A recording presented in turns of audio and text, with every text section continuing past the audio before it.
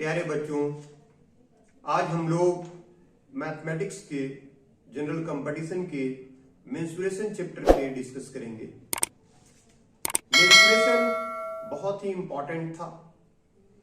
आप सीजीएल की तैयारी करते हैं, जेएसएससी की तैयारी करते हैं, बैंकिंग की तैयारी करते हैं, या फिर जेई का या रेलवे का, इस तरह से कोई भी वनडे एग्जाम्स की तैयारी करते हैं तो उसके लिए मेंसुरेशन का चैप्टर बहुत बहुत इंपॉर्टेंट है। हाँ, जहां बैंकिंग में 1 से 2 सवाल पूछता है, जेएसएससी में 1 सवाल पूछेगा इससे, वहीं एसएससी सीजीएल वगैरह में कई सवाल पूछे जाएंगे। तो इस तरह से नंबर ऑफ क्वेश्चन सबका अलग होता है, स्टैंडर्ड भी अलग होता है क्वेश्चंस का। तो आज हम लोग देखेंगे कि मेंसुरेशन के कुछ सवाल जो डिफरेंट एग्जाम्स में आए हुए हैं और वैसे सवालों को कैसे बनाया जाता है। ठीक है, तो चलिए आज हम लोग पढ़ते हैं मेंसुरेशन।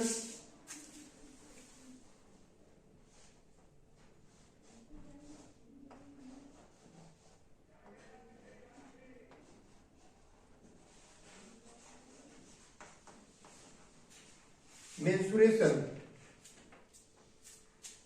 जिसे हिंदी में कहते हैं क्षेत्रमिति।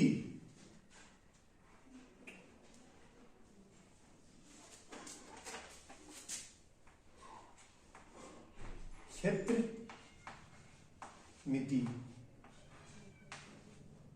मेंसुरेशन या क्षेत्रमिति। ठीक है, इसके बारे में आज हम लोग डिस्कस करेंगे। पहला सवाल आपके सामने ये रहा, देखिए। The diameter of A toy wheel is 14 centimetre. What is the distance travelled by it in 15 revolutions.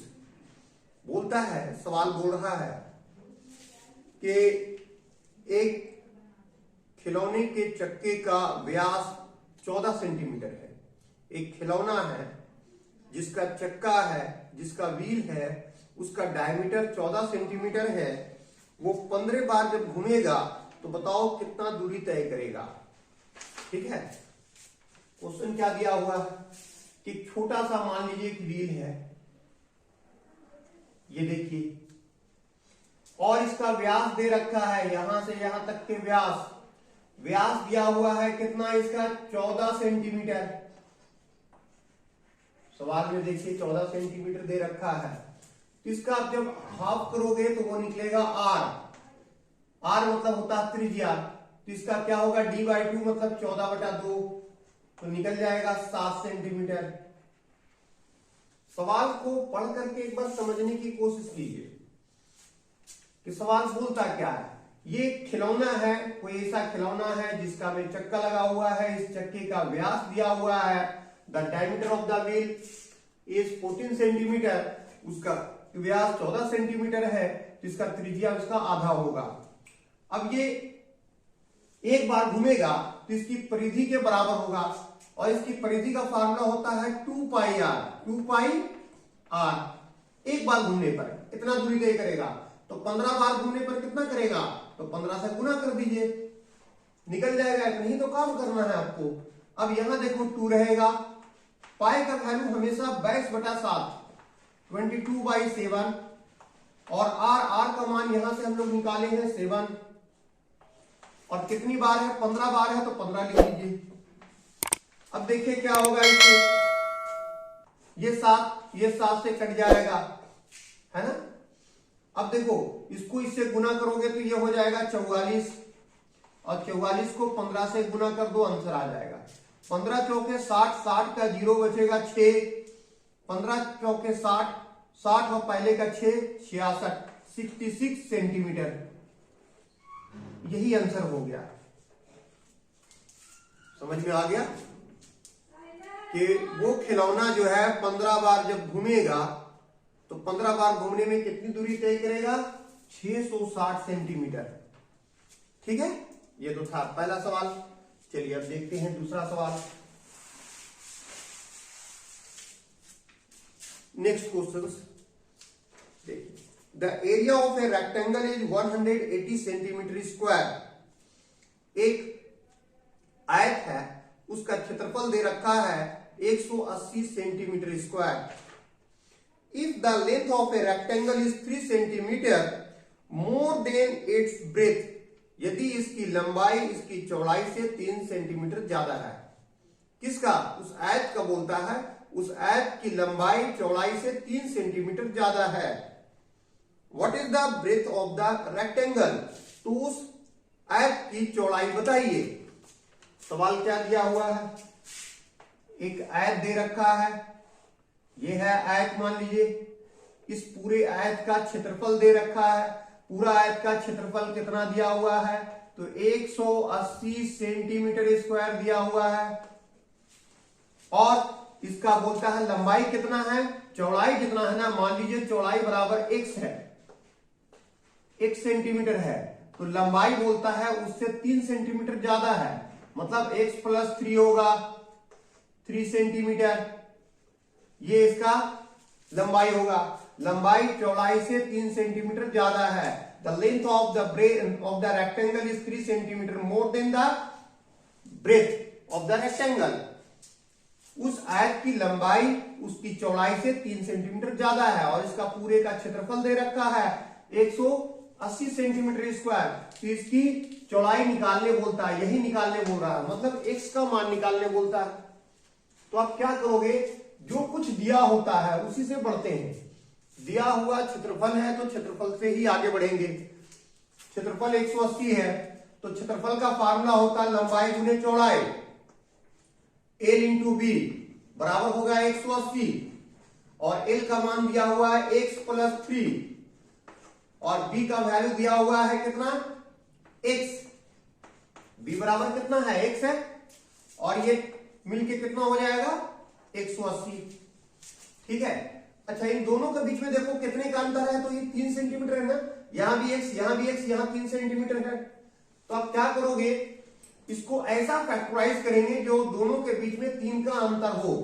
तो देखो 180 को अगर आप 12 से भाग देते हो, 12 1 12, यहां बच जाएगा 6, 0 यहां दे दोगे तो 60, 12 25 60, कितना बार में जाएगा, 15 बार में। इन दोनों के बीच का अंतर देख रहे हो, साफ नजर आ रहा है कि इन दोनों के बीच का 3 का अंतर है, 3 अंतर है। अंतर मतलब डिफरेंस, उनके बीच के कितने का डिफरेंस है, 3। इन दोनों का बीच का भी डिफरेंस देख रहे हो कितना है, 3 है ना। x और x प्लस 3 के बीच में 3 का अंतर है, और इन दोनों के बीच में भी 3 का अंतर है, मतलब ये 180 को हम लिख सकते हैं 15 गुने 12, 15 को 12 से गुना कर दोगे तो 180 आ जाएगा। 15 इंटू 12 इज इक्वल टू 180। इसका मतलब हो गया कि x का मान जो होगा, x का मान ये 15 होगा, और इसका वाला वैल्यू ये इतना होगा। अब यहां से हमको x का निकालने बोला तो x बराबर 12 निकल गया मेरा, 12 सेंटीमीटर, और ये आंसर हो गया। ठीक है, x बराबर 12 सेंटीमीटर आंसर हो गया। क्लियर है, इतनी बात समझ में आ गया। चलिए अब तीसरा सवाल बहुत ही आसानी से बना। अगर इसको हम लोग यहां से देखें, दोनों के बीच में 3 का अंतर है, तो इन दोनों के बीच में भी 3 का अंतर रखें। ये पार्ट इसके बराबर होगा, ये पार्ट इसके बराबर है, इससे भी बनाओगे तब भी x बराबर 12 ही निकलेगा। ठीक है, क्योंकि 15 में से ये उधर जाएगा तो घट जाएगा 3, 12 आ जाएगा। इस तरह से बहुत ही आसानी से आप बना सकते हैं। चलिए क्वेश्चन नंबर 3 की तरफ चलते हैं। क्वेश्चन नंबर 3 बोलता है the area of a circle is 2464 centimetre square. The area of a circle, एक वृत्त का क्षेत्रफल 2464 मीटर स्क्वायर है। 2464 मीटर स्क्वायर दे रखा है एक वृत्त का क्षेत्रफल। Then the circumference will be, तो उसका परिधि क्या होगा। सवाल बोलता है कि एक वृत्त है, ये एक वृत्त है, इसका क्षेत्रफल दिया है 2464 मीटर स्क्वायर, तो इसका परिधि क्या होगा, यही तो सवाल है। सवाल पढ़ लीजिए क्या बोल रहा है। एक वृत्त है, उस वृत्त का क्षेत्रफल दे रखा है कितना, 2464 सेंटीमीटर स्क्वायर, तो उसका परिधि बताइए, उसका सरकमफेरेंस बताइए कि क्या होगा।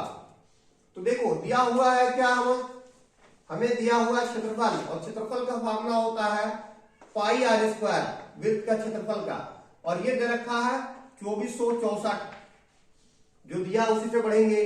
पाई बराबर क्या होता है 22/7 इंटू आर स्क्वायर, और यहां होगा 2464। देखो यहां से 11 दूनी 22, 11 दूनी 22, 2 बचेगा यहां से 26, 11 दूनी 22, 4 बचेगा 44, 11 चौके 44, फिर ये 2 से कटेगा, 2 इकाई 2, 2 इकाई 2, 2 इकाई 2, 2 दूनी 4। यहां देखो आर स्क्वायर, यहां 112 है, 112 को अगर हम लोग ब्रेक करते हैं 7 से, 7 इकाई 7, 4 बचेगा 7 छक 42, मतलब 16 गुने 7, और ये 7 भाग में है, इधर जाएगा तो गुना में हो जाएगा, इधर डिवाइड में है ना, इस तरफ जाएगा तो मल्टीप्लाई में होगा। 112 को हमने क्या लिख दिए 16 गुने 7। अब देखो क्या होगा, आर निकालोगे आप तो 16 गुने 7 है, एक तरफ से स्क्वायर हटेगा, दूसरी तरफ रूट। 16 का वर्गमूल होता है 4, 2 7 का वर्गमूल होगा 1 7, इसका आंसर आ गया 28। क्या अब तक के निकला, क्या अब तक के निकला हमारा त्रिज्या, रेडियस ऑफ द सर्कल कितना है 28 मीटर। हमें निकालने बोलता है इसकी सरकमफेरेंस, जिसको हम परिधि कहते हैं, और इसे सी से भी डिनोट किया जाता है, सूचित किया जाता है। और सरकमफेरेंस का फार्मूला होता है 2 पाई आर, तो 2 रहने दो, पाई का वैल्यू क्या होगा 22/7, और आर का वैल्यू यहां से कितना निकला है 28, पुट कर दो, 7 इकाई 7, 7 चौके 28, गुना कीजिए, 22 दूनी 44, 44 को गुना करोगे कितने से 4 से, जब 44 को आप 4 से गुना करोगे, 4 चौके 16 का 6 बचेगा, 4 चौके 16 और 1 17, 176 मीटर निकल जाएगा, और यही आंसर हो गया आपका। उस वृत्त का परिधि जो होगा, the circumference of that circle will be 176 metre, उसका परिमाप 176 मीटर होगा। क्लियर है? चलिए नेक्स्ट क्वेश्चन की तरफ चलते हैं।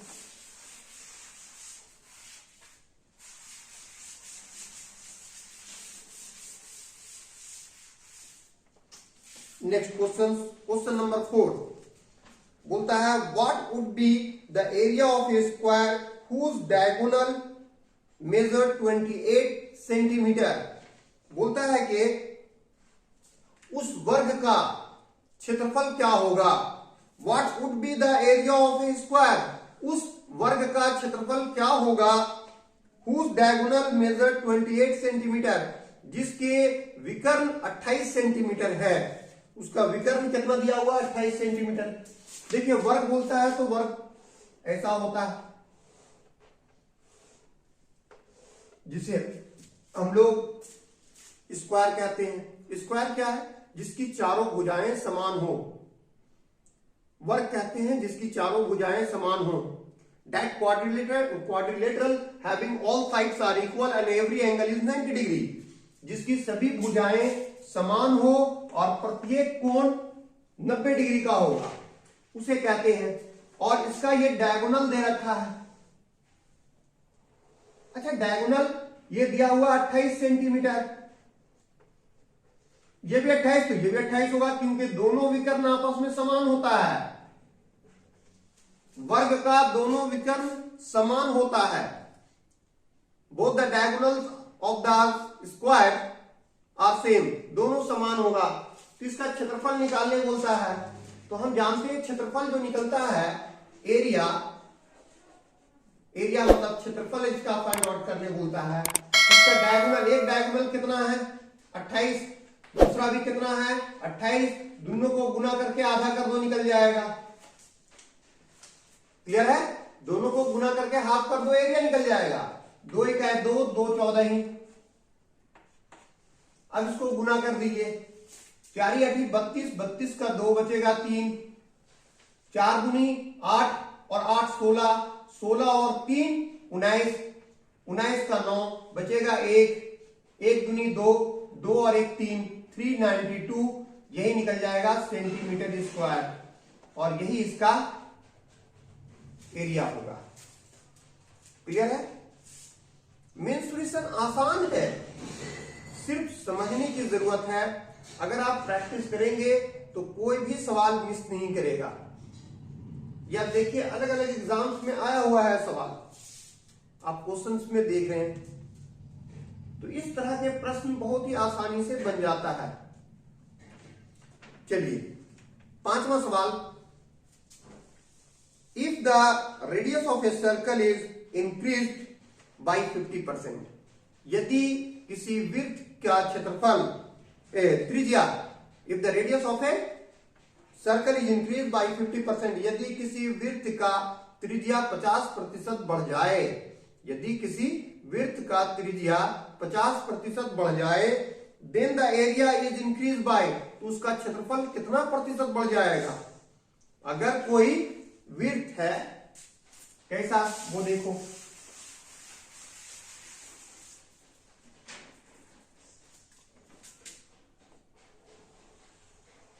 एक वृत्त है, इसकी त्रिज्या बढ़ गई, त्रिज्या को कहते हैं आर, आर बढ़ गया कितना 50%, 50% जैसे बढ़ेगा तो इसका एरिया भी तो बढ़ेगा, तो 50% त्रिज्या बढ़ने से इसका क्षेत्रफल कितना प्रतिशत बढ़ेगा, यही तो पूछ रहा है। If the radius of a circle is increase by 50%, then what percent increase its area, यदि इसकी त्रिज्या 50% बढ़ जाए तो इसका क्षेत्रफल कितना प्रतिशत बढ़ेगा। तो आप कैसे बनाओगे, देखो क्या करोगे, इस तरह का बनाने के लिए ट्रिक क्या है कि जितना परसेंट बढ़ता है उसको दुगना कर दो, जितना दिया हुआ उसको दुगना कर दो सबसे पहला। उसके बाद क्या करोगे, इसकी स्क्वायर कर देना, इसके स्क्वायर करोगे 50 का स्क्वायर और नीचे 100 से भाग दे देना, बस यही काम करना। यार देखो इसको डबल किए तो ये 100 हो गया, 5 का स्क्वायर 25, 1 जीरो का स्क्वायर 2 जीरो और नीचे क्या होगा 100, यहां से 2 जीरो 2 जीरो यहां से कैंसिल हो जाएगा, तो ये 100 में 25 जुड़ जाएगा तो डायरेक्ट हो जाएगा 125% बढ़ जाएगा। उसका क्षेत्रफल कितना प्रतिशत बढ़ जाएगा 125%। जितना दिया रहे उसका दुगना कर दो, फिर उसका स्क्वायर करके 100 से डिवाइड दे दो, then you will get the answer. तो उसका क्षेत्रफल बढ़ेगा 125%।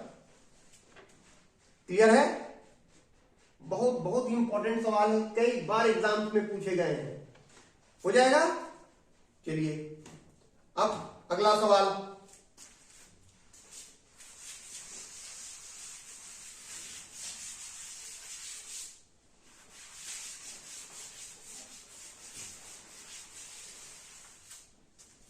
नेक्स्ट क्वेश्चन, अगला सवाल है, the ratio of the radio of two wheels is 3:4। दो चक्कों का त्रिज्या का अनुपात दे रखा है, दो चक्का है, किसी भी चीज का चक्का हो सकता है, गाड़ी हो, मशीन हो, कोई भी हो, तो उसके त्रिज्या का अनुपात दिया हुआ है 3:4, 3:4। The ratio of their circumference, तो उसकी परिधि का अनुपात बताइए। दो व्हील है, एक मान लो ये होगा, दूसरा ये होगा, इनकी त्रिज्या का अनुपात दे रखा है, इनके रेडियस इसका मान लो कि आर होगा और ये मान लो कैपिटल आर होगा, तो इनका दिया हुआ है 3:4। कितना दिया हुआ है 3:4। तो बोलता है इनका परिधि का, परिधि मतलब सरकमफेरेंस, ये इसका बोलता है अनुपात क्या होगा, इसकी परिधि का। परिधि को ऐसे हम लोग लिखते हैं, मान लो C1 और इसको मान लो C2, इसको भी R ही मानो ना, R1 और R2, इसका अनुपात निकालने बोल रहा है। तो देखो इस सवाल को बनाने की जरूरत ही नहीं है, बनाओगे तब भी आंसर वही आएगा जो हम बता रहे हैं। अगर त्रिज्या का अनुपात दिया हुआ है और परिधि का अनुपात पूछ रहा है आपसे, तो जो त्रिज्या का अनुपात होगा वही उसका परिधि का भी अनुपात होगा। If the ratio of the radius of the two wheels is given, it means the ratio of their circumference will be same। तो उसका सेम होगा, वही होगा 3:4। तो इसका भी आंसर निकल जाएगा 3:4। कैसे वो देखो, मान लो इसका निकालते हो, त्रिज्या दिया हुआ है, इसका सर्कमफेरेंस निकालोगे तो क्या लिखोगे 2πr1, और इसका निकालोगे तो क्या लिखोगे 2πr2। यहां से देखो 2π क्या होगा, कैंसिल हो जाएगा। तो r1 कितना दे रखा है 3, और r2 कितना दिया हुआ 4, तो वही आंसर होगा। इसलिए बोल रहे इस प्रकार के प्रश्न जब भी दिए जाते हैं तो इसका आंसर आप देख के बता सकते हो। ठीक है, चलिए नेक्स्ट क्वेश्चन।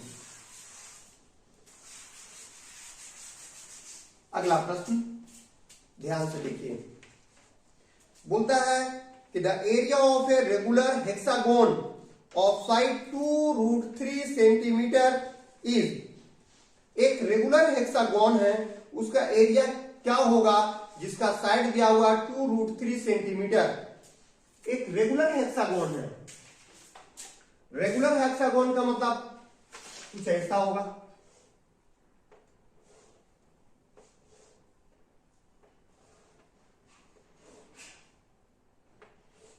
इस तरह से, इसे कहते हैं हेक्सागोन, हिंदी में बोलते हैं षष्ठभुज।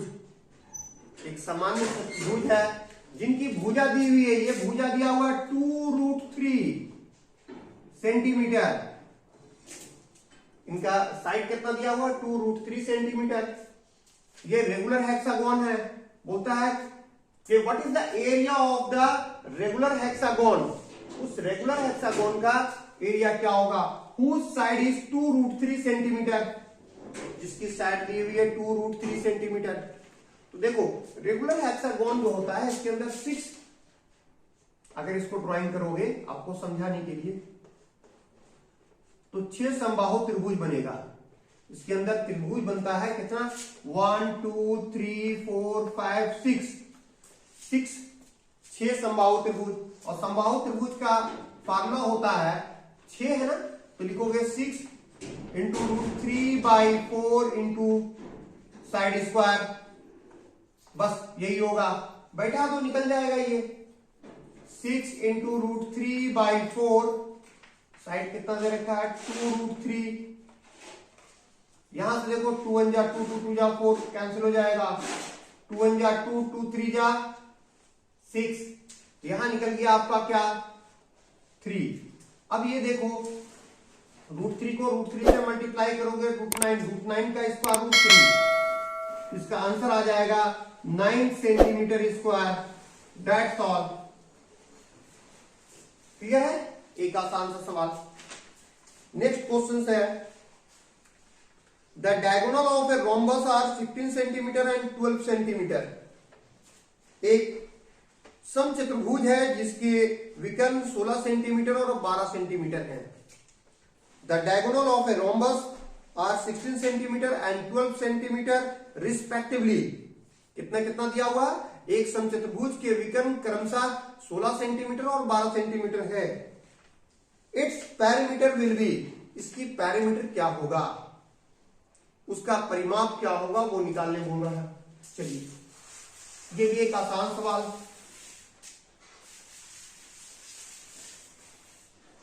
प्रैक्टिस में रहेंगे तो सब बहुत ही आसान है। एक रोम्बस है, रोम्बस कैसा होता है वो देख लीजिए। ये रोम्बस है जिसकी सभी भुजाएं आपस में समान है। All sides are equal but no angle is 90 degree. सारे साइड्स इक्वल थे लेकिन कोई भी एंगल 90 डिग्री नहीं होता है। In fact opposite angles are same, विपरीत जो कोण होता है वो समान होता है। ये कोण इसके बराबर होगा, ये कोण इसके बराबर होगा। That is called the rhombus, उसे हम लोग रोम्बस कहते हैं। अच्छा, इसके डायगोनल दे रखे हैं, कौन कौन सा डायगोनल है। एक डायगोनल ये है 16 सेंटीमीटर, कितना दिया हुआ है इसका 16 सेंटीमीटर। और दूसरा डायगोनल ये दिया हुआ है, ये कितना दिया हुआ है 12 सेंटीमीटर। 2 सेंटीमीटर। और इसकी पेरीमीटर बोल रहा है, मतलब कि इसकी घेरा निकालने के लिए।